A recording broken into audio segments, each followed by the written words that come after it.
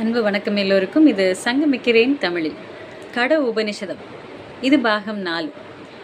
நசிகேதன் யமதர்மன் கிட்ட வரங்கள், யமதர்மன் கிட்ட கேட்ட அந்த 3 வரங்கள் என்னென்ன, அது எப்படி அவனுக்கு சாத்தியமாச்சு, எப்படி யமதர்மன் ஒத்துக்கிட்டு அதுக்கு சரின்னு சொன்னார், இப்படி பல கேள்விகள் எனக்கு வந்தது அந்த வரத்தை பற்றி தெரிஞ்சுக்கிறதுக்கு முன்னாடி. அவன் கேட்டானா, யமதர்மனை பார்த்துட்டு வர்ற இவன் ஆவி கிடையாது, என்னோட மகன்தான் அப்படின்னு எங்கள் அப்பா புரிஞ்சுக்கணும், வாஜசிரவஸ் புரிஞ்சுக்கணும். நம்ம ஒரு தவறு பண்ணிட்டோம் அப்படிங்கிற வருத்தம் இருக்கும், என் மேலே அவருக்கு கோபம் இருந்தது இல்லையா, அதெல்லாம் இப்போ இருக்கக்கூடாது. அதே மாதிரி என்னை முழு மனசோடு ஏற்றுக்கணும், என்னோட செல்ல மகன் அப்படின்னு சொல்லிட்டு முழு மனசோடு ஏற்றுக்கணும் அப்படின்னு சொல்லி முதல் வரமாக இதைத்தான் கேட்குறான் நசிகேதன் யமதர்மன் கிட்ட. மனிதனுக்கு இன்ப நுகர்ச்சியில் என்றைக்குமே நாட்டம் குறையவே குறையாது.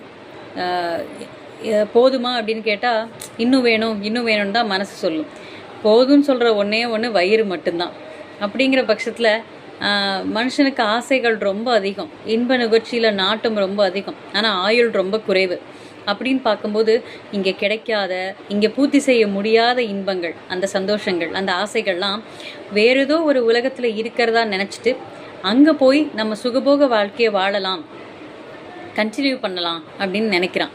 அதுக்கு பேர் அவன் வச்சிருக்கிறது தான் சொர்க்கம். அதன் விளைவாக எழுந்தது தான் சொர்க்கம்னு ஒரு விஷயம்.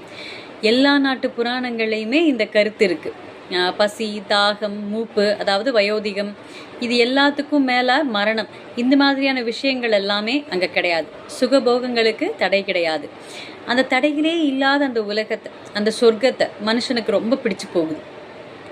அது எப்படி போகலாம் சொர்க்கத்துக்கு அப்படின்னு நம்ம யோசிக்க ஆரம்பிக்கிறான். வாழ்க்கையில் சாதிக்க வேண்டிய எல்லாத்துக்குமே யாகத்தை தான் நாடினான் வேதகால மனுஷன்னு நம்ம பார்த்தோம். கட உபநிஷதம் ஆரம்பத்திலே அதைத்தான் நமக்கு சொன்னிச்சு. சொர்க்கத்துக்கு போகிறதுக்குன்னு தனியான யாகங்கள்லாம் உருவாக்கப்பட்டது. அதில் ஒரு யாகத்தை பற்றி யமதர்மன் நசிகேதன் கிட்ட சொல்லணும்னு 2வது வரமாக கேட்குறான். முதல் வரம், என் அப்பா என்னை முழுசாக ஏற்றுக்கணும், எந்த கோபமும் இல்லாமல், எந்த வருத்தமும் இல்லாமல், நான் ஆவி இல்லை அப்படிங்கிறதையும் நம்பி என்னை ஏற்றுக்கணும். 2வது, இந்த சொர்க்கத்துக்கு போகிறதுக்கான யாகம் என்ன அப்படிங்கிறத அவன் கேட்குறான். சரி, நீ கேட்ட இல்லையா, நான் சொல்கிறேன். சொர்க்கத்துக்கு போகணும் அப்படின்னு சொல்லப்படுற அந்த யாகத்தை பற்றி நீ கேட்குறல, நல்லா கவனமாக கேளு, அதுக்கான பதிலை நான் சொல்கிறேன். ஸோ அதுக்கு என்ன ஆதாரம் அப்படின்னா, பிரபஞ்சத்துக்கு ஆதாரமாக இருக்கக்கூடிய அக்னி. அக்னிங்கிறது இதய குகையில் தான் இருக்குங்கிறத நீ ஃபஸ்ட்டு நம்பணும். அந்த இதய குகையில் இருக்கக்கூடிய அக்னியை நம்ம என்ன செய்யலாம்? அந்த அக்னி இதய குகையில் இருக்கா, எப்படி இருக்கும்? அந்த குட்டி பையன் இல்லையா, அவன் அப்படி கேட்குறான். அதை நீ கற்றுக்க போகிற, அதுக்கு பேர் தான் நசிகேத வித்யை அப்படின்னு சொல்லுவாங்க. வித்யை அப்படிங்கிறது கல்வி, வித்யாரம்பம் அப்படிங்கிறது கல்வி ஆரம்பிக்க போகிற விஷயம் அப்படின்னு அர்த்தம். ஸோ இதை ஷார்ட்டாக நம்ம நசிகேத வித்யை அப்படிங்கிற மாதிரி சொல்கிறாங்க.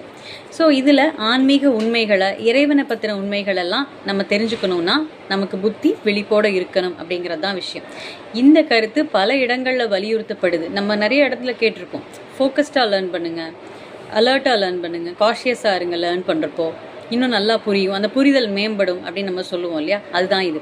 ஸோ சொர்க்கத்துக்கு அடையிறதுக்கான வழி இதய குகையில் இருக்குது அப்படின்னு சொன்னப்போ நசிகேத வித்தியை சுட்டி காட்டின யமதர்மன் புறத்தில் அதை யாகமாக எப்படி செய்யலாம், அதாவது மனசுங்கிறது அகம் அப்படின்னு வச்சா புறத்தில் அதை யாகமாக எப்படி செய்யலாம், அதுக்கான வழிமுறைகள்லாம் என்ன, அதெல்லாம் அவன் சொல்கிறான். ஆதியிலேயே இருந்து வந்த இந்த யாகத்தை பற்றி யமதர்மன் நசிகேதனுக்கு சொல்லும்போது இவன் ரொம்ப கவனமாக கேட்குறான். யாகத்துக்கு எந்த மாதிரி செங்கற்கள்லாம் வேணும், எது மாதிரிலாம் இருக்கணும், யாக குண்டம் எப்படி அமைக்கணும், அதே மாதிரி யாகம் எப்படியெல்லாம் வழி நடத்தணும், இப்படி யமதர்மன் சொல்ல சொல்ல சொல்ல அவ்வளோ பொறுமையாக, அவ்வளோ தெளிவாக, சாதுரியமாக அந்த பையன் கேட்டே இருக்கான். இந்த நசிகேத யாகத்தை ஒரு வித்யா, ஒரு கல்வி ஆரம்பமாக செய்யுமாறு அவன் சொல்கிறான். இந்த சுலோகமே அப்படி தான் சொல்லுது கண்ணா, நீ நல்லா அதை புரிஞ்சுக்கோ அப்படின்னு சொல்கிறான். வெறுமனை நசிகேத யாகத்தை செய்கிறதால மட்டுமே சொர்க்கத்துக்கு போயிடுறான் அந்த பையன் அப்படிங்கிற மாதிரி அந்த வரங்கள்லாம் முடியுது. இதெல்லாம் தெரிஞ்சுக்கிட்டு இந்த விஷயங்கள் எல்லாமே கரெக்டாக ஃபாலோ பண்ணுற ஒருத்தன், நசிகேத வித்தியை ப்ராப்பராக கம்ப்ளீட் பண்ணுற ஒருத்தன் சொர்க்கத்துக்கு போகிறான், மரணத்தை ஜெயிக்கிறான் அப்படிங்கிற மாதிரிலாம் சொல்கிறாங்க. சரி, இது எப்படி கண்டினியூ ஆக போகுது?